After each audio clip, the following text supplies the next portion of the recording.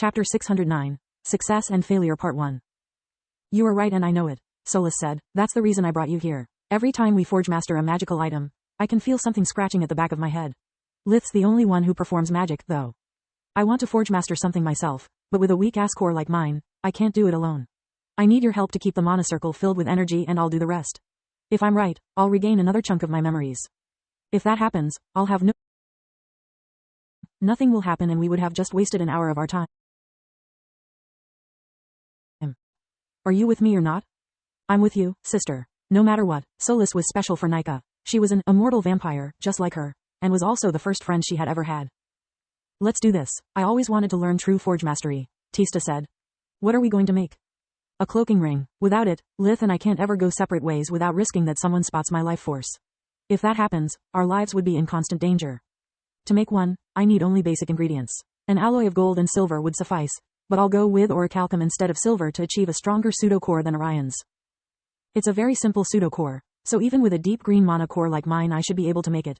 Even if I fail, it's no big deal. The materials for one ring are negligible, except for the mana crystal. Solus whispered that last part, but everyone heard it distinctly. Tista knew how stingy her brother was and she doubted he would miss the disappearance. As for Nika, she couldn't care less. Her mother provided her for everything, so she had no concept of expensive or cheap. Solus took the bloom hammer out of her pocket dimension. Both hammers had the same properties, but since she was going to use bloom forge for the ring, it seemed the proper choice to her. Solus melted in a crucible a nugget of gold together with one of purified orichalcum and then she poured the liquid into a mold, giving the ring its shape. She cooled it with water magic, taking the still white hot metal with thongs and placing it on the adamant forge instead of the usual obsidian one.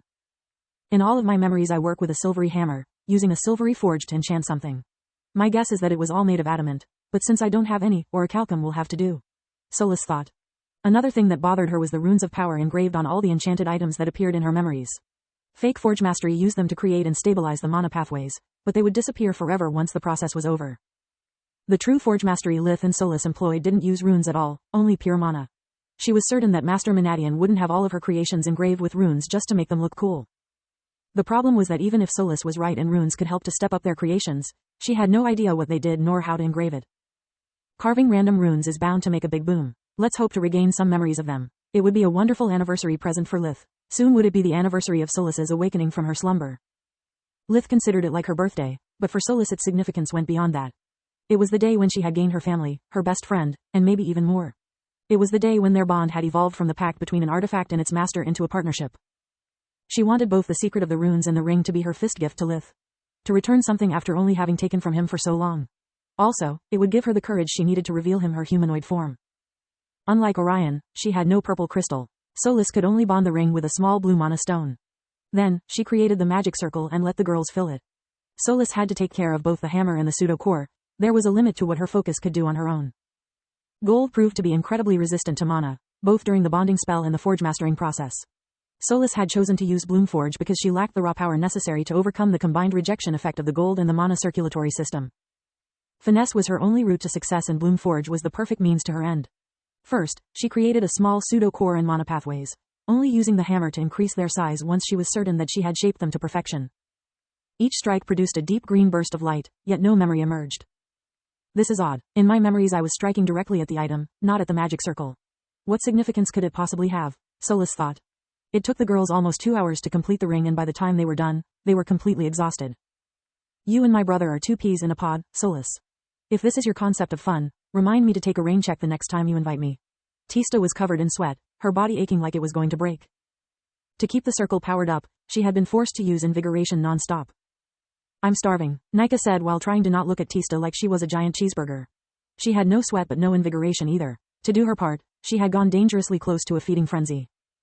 I'm sorry, girls. I never realized how hard it is to do what I do with the mana geyser. Solus gave Nika a jug filled with Lith's blood that she kept in her pocket dimension for her undead friend. Nika smelled the delicacy, drinking it in small sips, using the refined meditation technique in between gulps. Vampires would get stronger over time by feeding. The stronger the source of blood, the more nutrients they would obtain. Normal vampires would just drink blood that would be partially processed by their blood core, making it slowly grow in power each time they fed. Even though they were not awakened ones, some vampires had discovered a technique to refine all the blood they ingested instead of just a small part. They had shared their knowledge with Kala and she in turn had passed it on to his daughter. Thanks to Refine, Nika was able to assimilate most of the mana and light energy inside Lith's blood, allowing her core to grow at a faster rate than normal. Unlike mana cores, the power of a blood core was determined by how much black energy they still held. The more powerful a blood core was, the less black streaks it had. According to legends, a perfectly red blood core granted a vampire the ability to turn back into a red-cored human at will, overcoming all the limitations of their undead status at the price of all their magic powers as long as they maintained such form. Success and Failure Part 2. Since you have no troubles with other women sleeping with your spouse, can I borrow him from time to time? He's beyond delicious and Mom has taught me how I can feed on a man while we both experience the same amount of pleasure. Nika asked. Blood was the most abundant source of life force, but it was not the only one a vampire could draw sustenance from. He is not my spouse and like heck I'm fine with it. Solis blurted out. I'm jealous, okay, I admit it. Are you happy now? Actually, yes, Nika said while giving the flabbergasted Solis a big hug.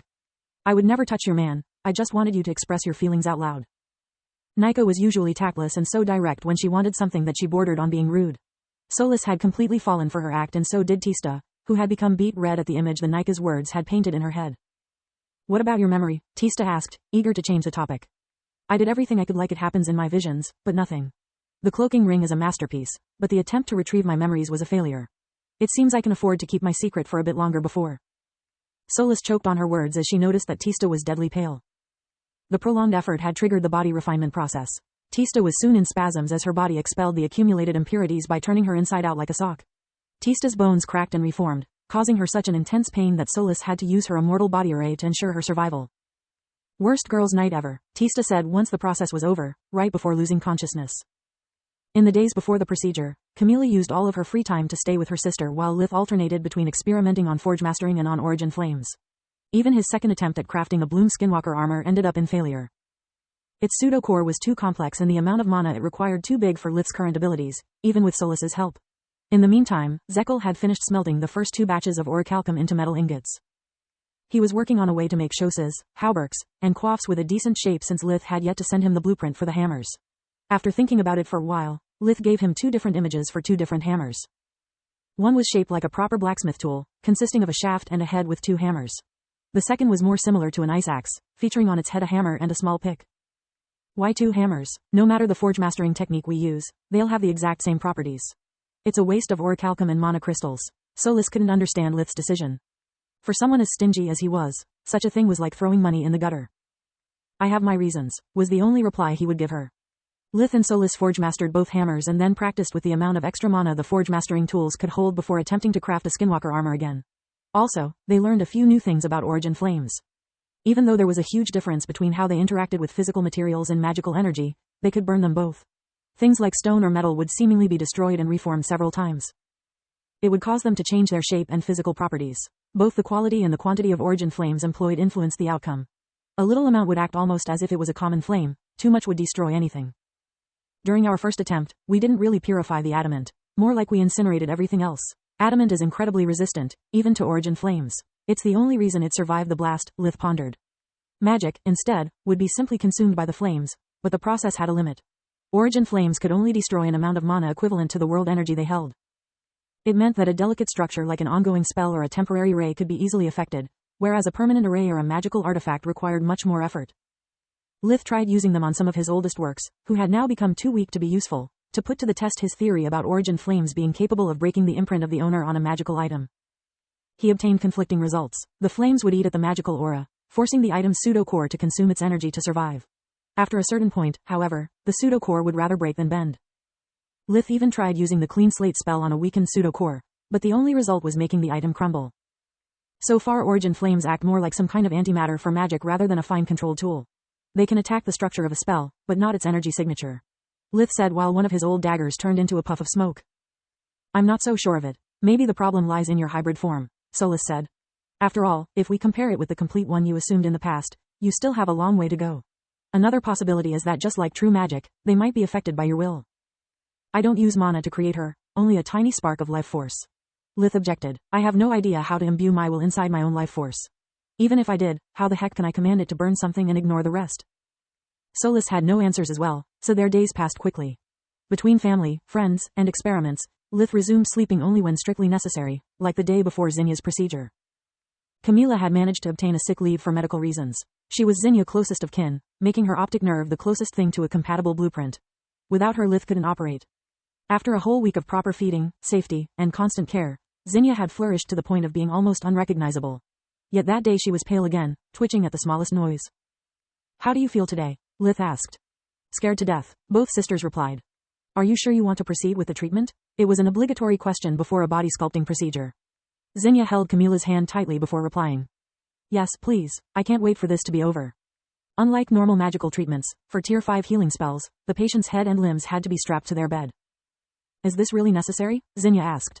Yes, it could be painful, or it could affect your personality. You might even become violent. If that happens while I'm growing the optic nerve inside your head and you move abruptly, it could result in a fatal hemorrhage. Lith replied. Now I really wish I didn't ask you any explanation. She was now even more nervous. Lith, Kyla, and Vaster all double cast their scanner spell on both sisters, to check their conditions. Lith and